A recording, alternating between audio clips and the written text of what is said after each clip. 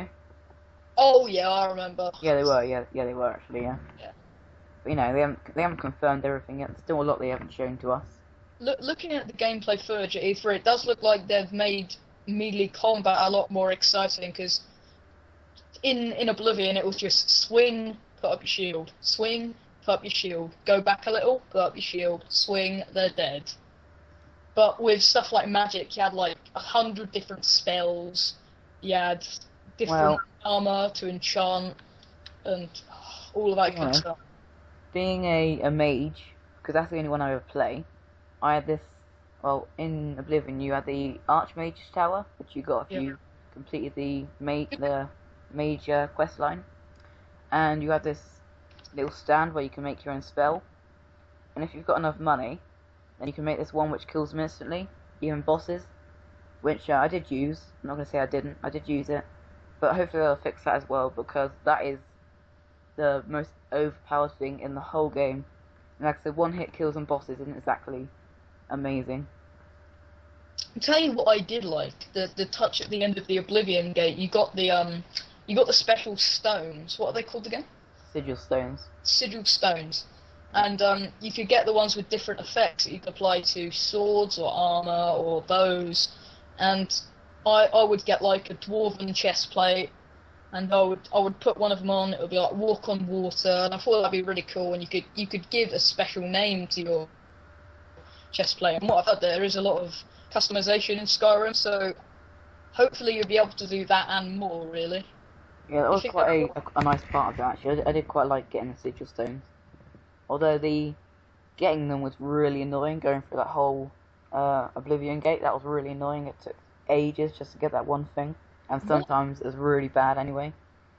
do you think that they need to make the objective system? You say you have the radar on the bottom of the screen or the top of the screen or wherever it was. I might be thinking of Fallout here, but you have the objective marker, and it would point to a door, and you'd go through the door, and it would point back to the door that you just came through, and you'd be like, all right, let's go back through there then. And there'd be like 3 floors above you with a door all in the same exact position but on a different floor, and it wouldn't give you any indication on which door was the correct one to get to your objective. Um, that isn't really something I know a lot about at the moment because stuff like that they don't tend to give out because they tend to give out more Yeah, you know, I the suppose. fighting features.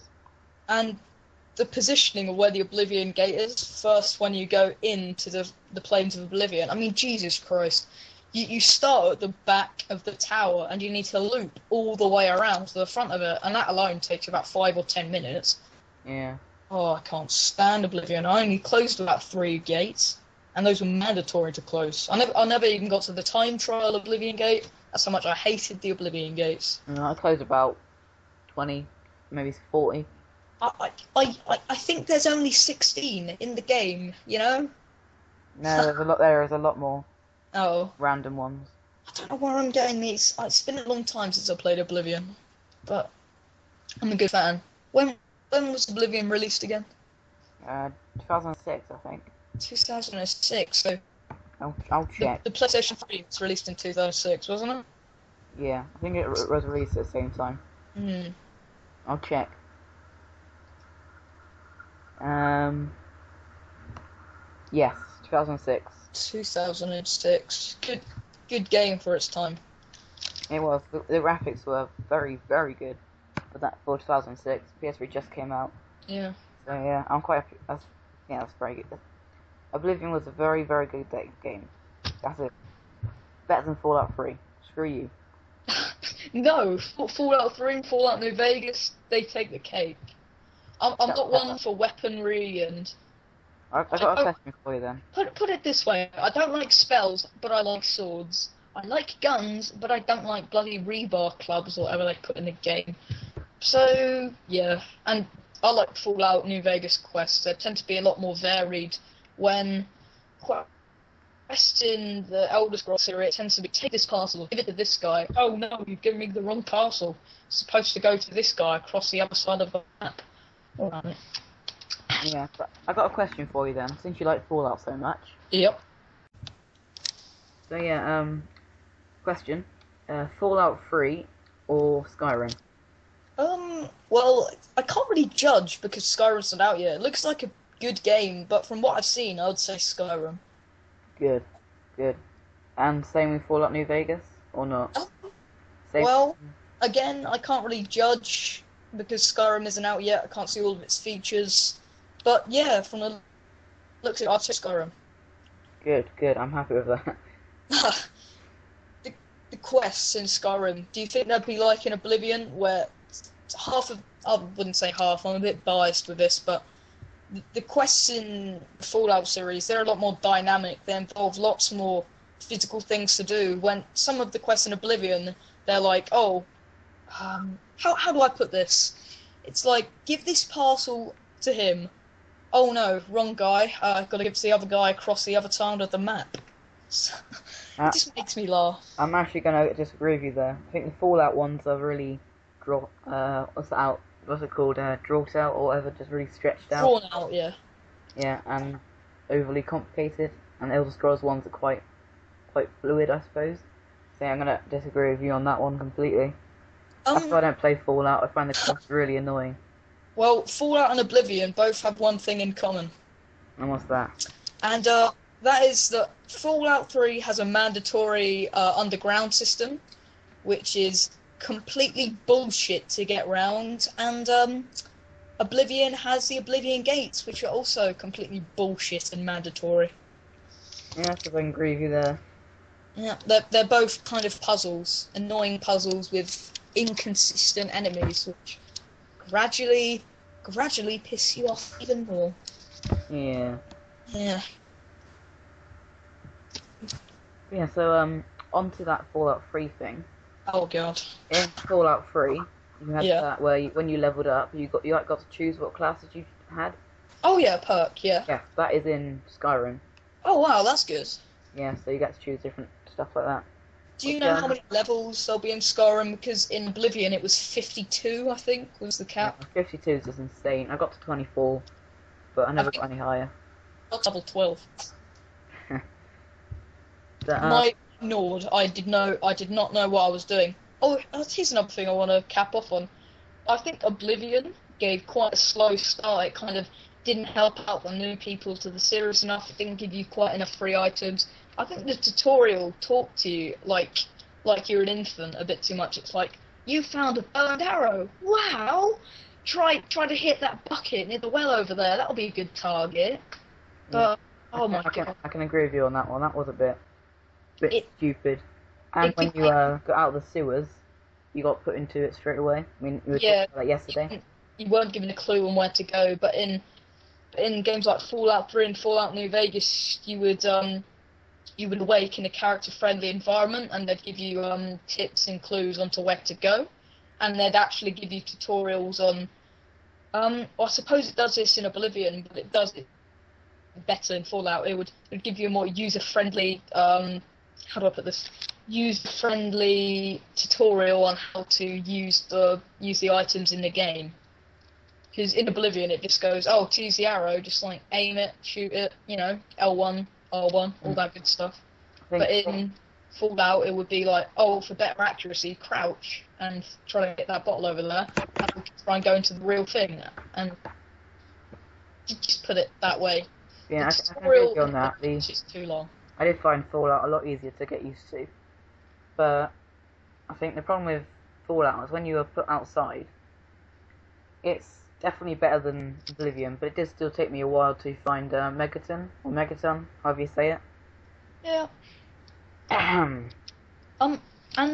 before the video ends off this second part, would you agree with me in saying that Oblivion is more of an epic quest, and you would have to finish it off in 1 or 2 sittings, when in Fallout you can just kind of play it, and then, I don't know, 3 weeks later or so, you can just play it again, and you would remember the controls. You could just pick up where you left off. Really user friendly, and it's really just like a smooth, relaxing game. But in Oblivion, you have to concentrate and remember how all the spells are, where the best deals are, like what all the skills do. Do you understand me? Do you think it would be the same with Skyrim? It would be a casual game or a hardcore game? I think Fallout 3, I don't think it's as open as Elder Scrolls at the start, because you're quite confined when you're doing quests, especially. Like when you're going in the city, you can't go anywhere out of there because you know exactly what you're supposed to do. Yeah. But Elder Scrolls is so much more open that way. So I can see what you mean with that. Well, we have 20 seconds left, so should we actually give a goodbye now, or?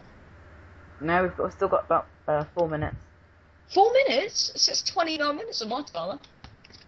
Well, still got 4 minutes. Oh, that's good, I suppose. Let me tab out for a sec, as Lewis would say. We should probably get into the actual general what it is first, like the actual plot. Yeah, I suppose we should have done that at the start. We should really, yeah. Yeah. Yeah. Go obvious. The game is set 200 years after Oblivion, so after those events. And when you actually get there, alright, so this is a spoiler, so watch out. Skyrim is in a state of civil war, which has just erupted in the beginning of the game, and there are going to be 5 massive cities in the game world. And the dungeons are going to be a lot more unique, which is good actually. There were dungeons in Oblivion? Are you kidding me? No. Screw you. Dungeons? Wait, tell me. Dungeons? I didn't know about any dungeons. Like the random ones that you can find. No. Oh, whatever then, but... You have to tell me about them after we finish this. Alright, but if you know what Elder Scrolls is, and you've actually played it properly, unlike my... Which I didn't. ...partner here, saddened me. But, Sorry. If you have, you'll know what I mean, and the problem was that they were very repetitive, they were all pretty much exactly the same, apart from these special ones. But yeah, they're all very much more unique now, which is very good. So yeah, that's it really. I think we've covered everything. Yeah, I think we've actually covered everything. Yeah, I'm just scanning through the list here. Yeah, dragons and combat system, yeah. Story, characters, general, yes. Oh god. Vampires are in it. Oh, for fuck's sake. Oh my god, I couldn't keep my language down there. Bollocks to vampires. Oh, there is one good thing though. Do you think there'll be a shitty vampire quest like there was in Oblivion? Where you have to constantly go from Skinrad to that old Bag's hut in the middle of nowhere? Probably. Oh, for God's sake. There is one good thing. If you make machinimas, you can choose to play without HUD now, so there's no annoyances, which is pretty good. I don't really know how you'd make a machinima out of that anyway, but still. Yeah, it's not really, you can't really record yourself doing something, can you? Unless it's a bit like a theatre mode of Black Ops, which I doubt they have. It's there anyway. Oh, apparently dragons are fairly common. Ah, that'll be a bit of a problem for new people. Yeah. But yeah, I think that's it, isn't it? There is one more thing I forgot to say. Yeah. You know, in the cities, when you kill someone, the guards came after you, talked to you quickly, and then ran off. And no matter if you have to walk for about 5 minutes before they stop chasing you. Yes. Even if you got really far outside the city. Yeah. Well, now they've changed that, so that won't happen. And if you attack someone in like a certain area of the city, then guards from the other area won't know it happened. So.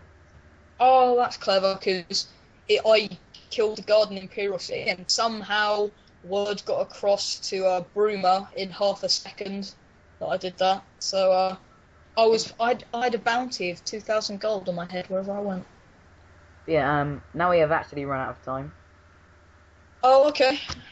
So third time a charm for saying goodbye. If you liked our videos, make sure to subscribe. You will get free cookies. They're on a cookie. Yeah. So, virtual cookies are tasty, guys.